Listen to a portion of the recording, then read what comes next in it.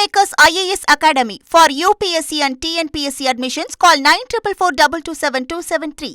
சிலர் சிரிப்பார், சிலர் அழுவார் என்பதைப் போலதான் திமுக கூட்டணியில் உள்ள கட்சிகள் இருக்கின்றன என முன்னாள் அமைச்சர் செல்லூர் ராஜு விமர்சித்துள்ளார்.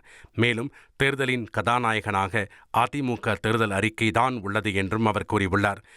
இன்னைக்கு கதாநாயகனாக திகழ்வதே அண்ணா திராவிட முன்னேற்ற கழகத்துடைய தேர்தல் அறிக்கை. அதை தொகுத்து வழங்கிய எங்கள் புரட்சி தமிழர் எடப்பாடியாக தான் இன்றைக்கு டாப்பு. மற்றதெல்லாம் திமுக கூட்டணியில் மதிமுக வந்து நாங்கள் சிரித்து கொண்டே அழுகிறோம், ஏன்னா நாங்கள் எதிர்பார்த்த தொகுதிகளை கொடுக்கல அப்படின்ற மாதிரி மதிமுக சார்பில் செய்தியாளர் சந்திப்பில் பேட்டியாக சொல்லியிருக்காங்க.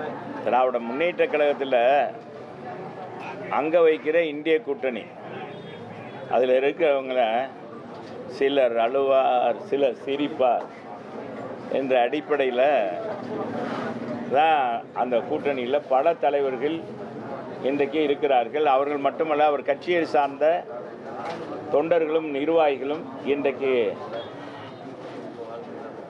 அந்த கூட்டணியில் தொடர்புகிற நிகழ்ச்சியை கசப்பாக நினைக்கிறார்கள். அதுதான் நிதர்சனமான உண்மை. மேலும் மதுரை மேற்கு தொகுதியில் மீண்டும் போட்டியிட வாய்ப்பு தந்த எடப்பாடி பழனிசாமிக்கு நன்றி தெரிவித்த அவர், தன்னால் கழகத்திற்கு எந்த அவப்பெயரும் ஏற்படாது எனவும் உறுதியளித்தார்.